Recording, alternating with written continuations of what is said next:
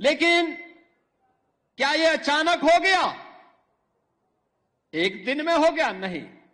इसके लिए एक लंबे संघर्ष को आगे बढ़ाना पड़ा था। जो मैंने पहले भी बताया, दर्जनों पीढ़ियां चली गई, एक ही कामना थी, और वह थी अयोध्या में हम अपने प्रभु रामलला को विराजमान होता हुआ देख सके। सबकी एक ही तमन्ना थी। अधूरी कामना के साथ पूज्य संतों का, भक्तों का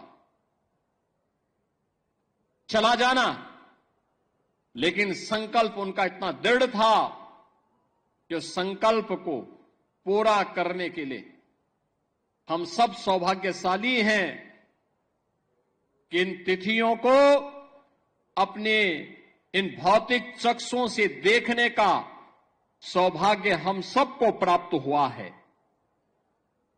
बहनों और भाइयों, रामकाज के इन सभी कार्यों के लिए त्याग और तपस्या पूज्य संतों की थी, राम भक्तों की थी, और उन अनगिनत राम भक्तों, कार सेवकों, पूज्य संतों, उन सब के हम सचमुच ऋणी हैं, जिनके कारण संघर्ष के साथ साथ अग्नि परीक्षा के दौर से गुजरते हुए भी वे अपने मार्ग से कभी विचलित नहीं हुए। और राम जन्मभूमि देश का एक ऐसा आंदोलन है, 500 वर्षों में, अगर आप 500 वर्षों में 1528 से लेकर के 6 दिसंबर 1992 तक के इतिहास को उठा करके देखेंगे तो हर 15 से 20 वर्ष के अंतराल में हिंदू समाज फिर से संघर्ष करने के लिए, अपनी जन्मभूमि को वापस प्राप्त करने के लिए, अपने प्रभु की जन्मभूमि को वापस प्राप्त करने के लिए निरंतर कार्य करता रहा, संघर्ष करता रहा। जिस भाषा में शासन तंत्र समझता था, उस भाषा में उन्हें समझाने के लिए वह कार्य कर रहा था। और अंततः यह अवसर आया जब पूज्य संतों के सानिध्य में राष्ट्रीय स्वयंसेवक संघ के नेतृत्व में सरदेव अशोक सिंघल जी जैसे युग दृष्टा नेतृत्व इस आंदोलन के साथ जुड़ता है, जिन्होंने कभी मान अपमान की चिंता नहीं की। एक ही ध्येय था, हर हाल में राम जन्मभूमि वापस हिंदुओं को प्राप्त होना चाहिए, रामलला का भव्य मंदिर का निर्माण होना चाहिए। सचमुच बोलने के लिए शब्द नहीं है, हम सबका मन भावुक हो जाता है, भाव विभोर हो जाते हैं, हम भाव विह्वल हो जाते हैं जब इस पूरे इतिहास को देखते हैं।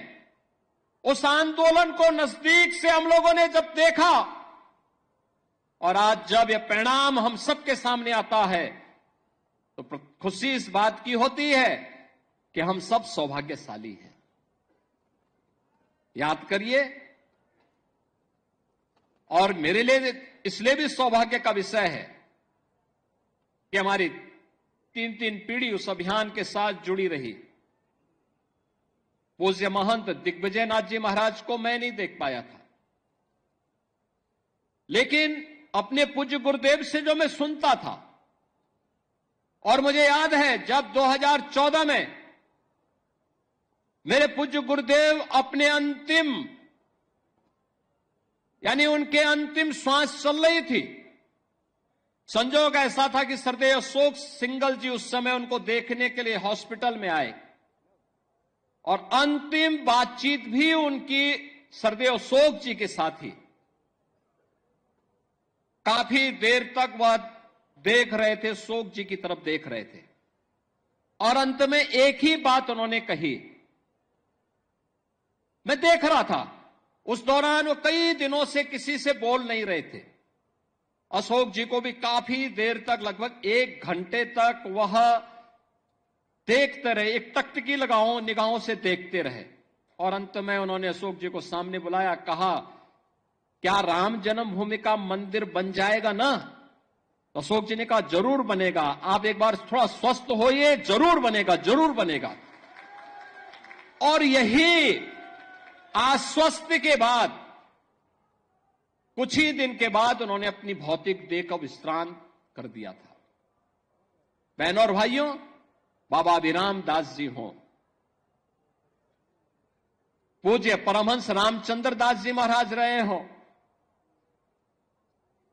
शंकराचार्य की परंपरा रही हो, रामानंदाचार्य की परंपरा रही हो, रामानुजाचार्यों की परंपरा रही हो, पूज्य संतों की एक अविरल परंपरा रही हो, या फिर राष्ट्रीय स्वयंसेवक संघ से जुड़े हुए यशस्वी नेतृत्व का ये पूरा अनवरत सिलसिला चलता रहा, लगातार चलता रहा। और आज हम सब यहां पर इस बात का एहसास कर रहे हैं कि राम जन्मभूमि के लिए जो ये आंदोलन चला था, आज वो एक सार्थक लक्ष्य की ओर आगे बढ़ते हुए किस रूप में जा रहा। जो भी अयोध्या आता है, कोई भी आता है, दुनिया के अंदर कोई भी आता है, वह व्यक्ति अभिभूत होकर के जाता है। जिसने 5 वर्ष पहले, 10 वर्ष पहले अयोध्या देखी होगी, आज जब अयोध्या आता तो उसको पहचानने में कठिनाई होती, कहता वाह, अयोध्या तो अब त्रेता युग का एहसास करा रही है।